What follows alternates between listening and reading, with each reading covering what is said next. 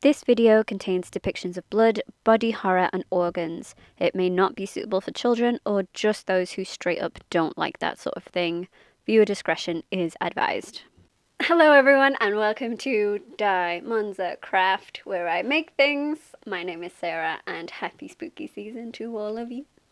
I said I'd have a video in October and here I am with that video.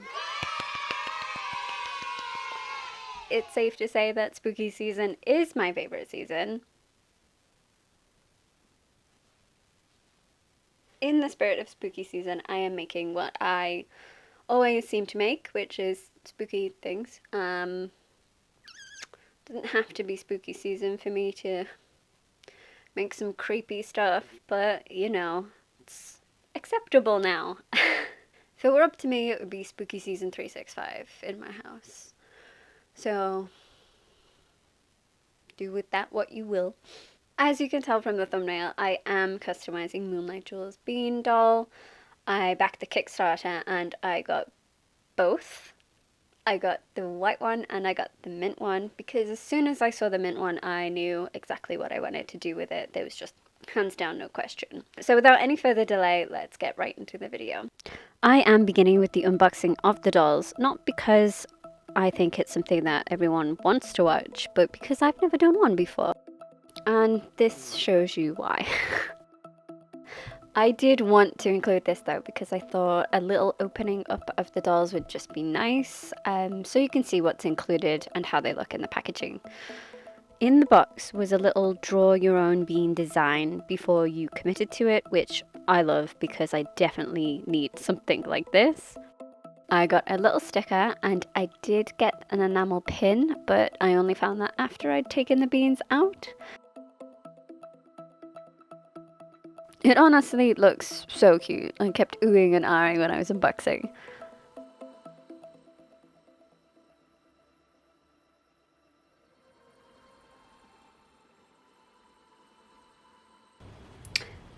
Oh, it's a magnet.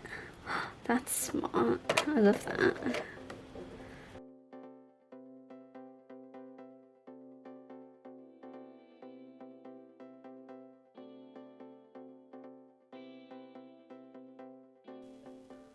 So let me get right to the design. My idea when I saw the mint bean was to turn it into a ZomBEAN. So a little zombie cat, which is something I've drawn for an Inktober in the past. Now I am just getting the ideas down that I had for how to zombify her. I wanted it to look like those over-the-top kind of pop art, kind of really graphic zombies that people do as Halloween makeup. So she has a lot of exposed organs, oozing parts, and generally things on the outside that should be safely on the inside. It looks a little cluttered on the 2D version, but there is much more space to work with on the actual doll.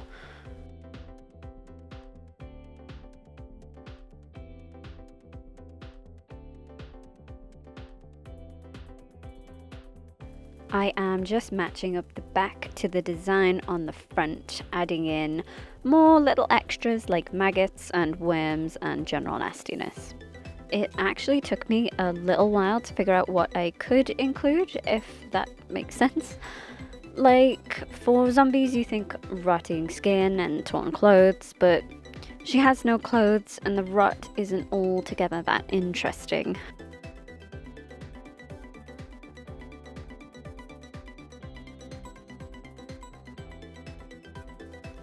I did colour the design sheet just to double check if all of the colours I wanted to use were okay. I wanted them to be bold and not at all realistic. Realism is not what I'm going for here.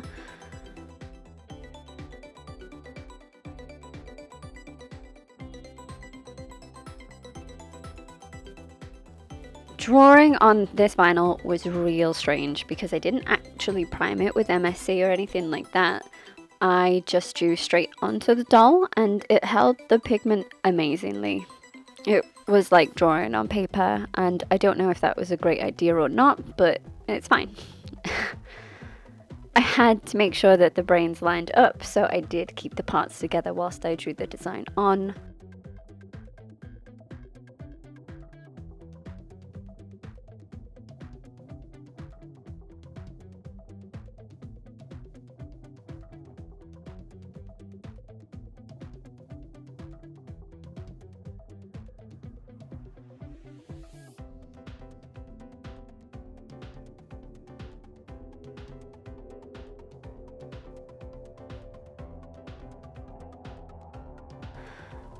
I had to redo her mouth opening because the first one was just awful. I did pull up an image of a cat skull just to make sure that I got all the teeth in the right place.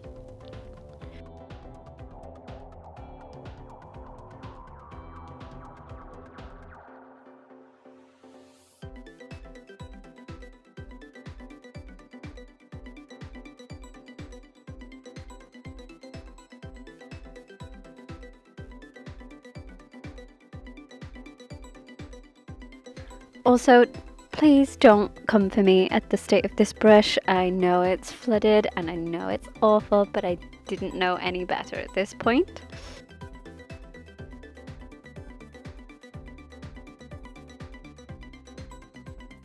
I rectify my painting technique later, so if this is painful for you to watch, don't worry, we're all suffering.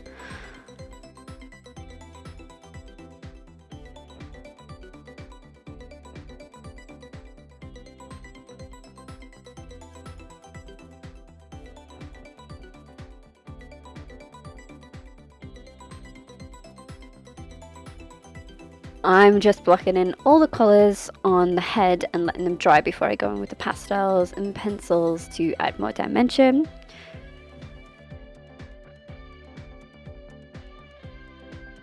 It is supposed to be 2D looking, but I just can't help myself.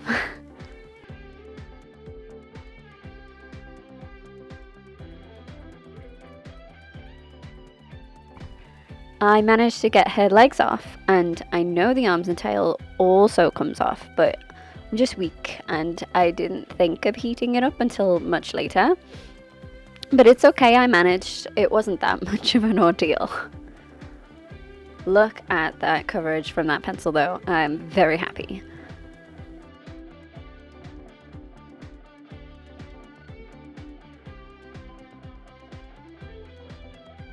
Once all the removed parts were done, I started on her torso and arms.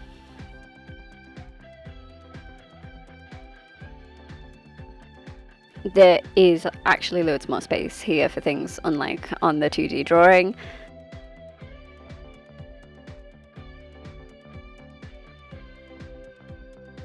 I skipped right to the painting then because I didn't film most of it. Sorry.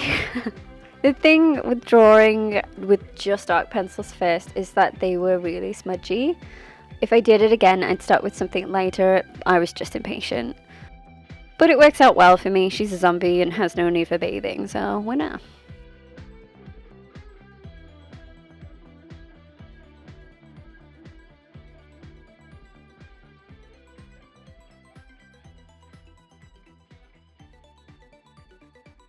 Onto her eyes. I, in true diamonds of fashion, tested this out first before I filmed it. And these eyes are actually for the second head.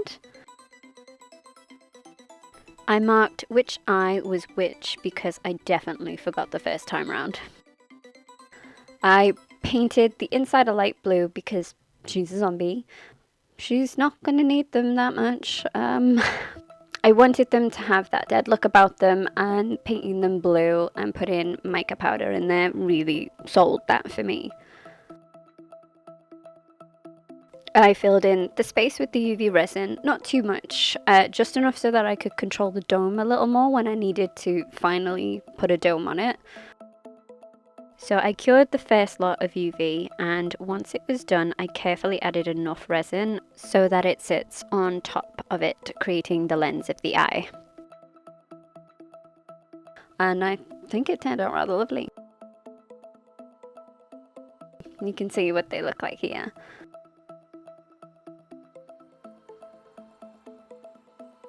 So for the second head, I left it sitting blank for a while. I had no idea what to do with it because I didn't want to zombify it in the same way. It wasn't until later when I was talking about it to some friends that I got the idea to have it just as a normal plain cat. Just simple, nothing special, but a nice receptacle for brains that ZomBEAN could eat. I corrected my brush technique.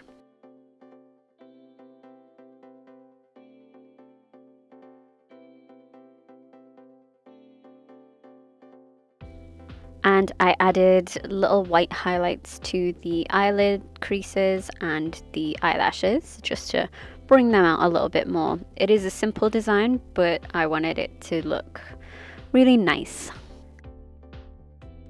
At the back of her head, I decided that the opening would be just that. I covered the seam in a little blood and made it look battered and bruised with purple and blue pastels.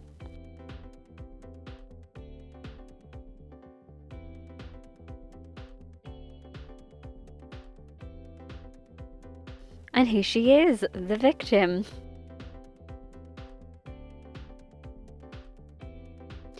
When putting her eyes back in, I really loved how they look cross-eyed. It is a very cartoonish depiction of a dead thing, so the crossed eyes stay. She does get a pretty bow though, so... The same friends I talked to about the brain idea actually 3D printed me 2 brains for our ZomBEAN to scran on.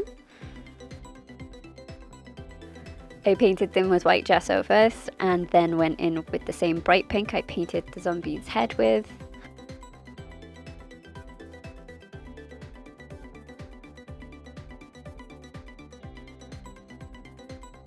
And this looks actually more realistic than I intended it when I started washing the blood colour onto it. But it's fine, it's good food. And with that, everything is done.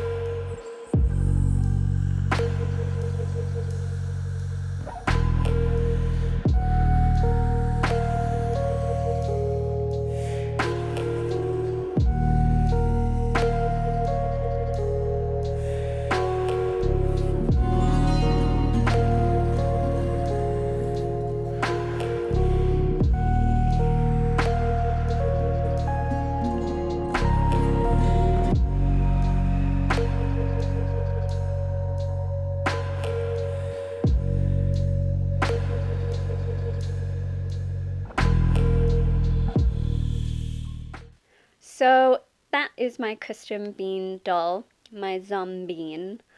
At least the mint one for now. I haven't decided what I'm gonna do with the white one as of yet. I'm really pleased with how she turned out. I like her little brains. And I'm really glad that I found a use for the other head as well. There are brains in there. I know it's just a small video for today, but I figured that's okay because it's spooky. If you like this video, please leave a like, comment maybe, subscribe, ring my bell. You know, don't be a dick in the comments or ZomBEAN will come fill your brains. She will. Got a little hankering for some brains myself. I will post pictures to my Instagram as per usual. My link is down below, as well as Will's link to his photography page and Moonlight Jewels page. And I'll see you next time. Bye! I don't think anyone's gonna notice.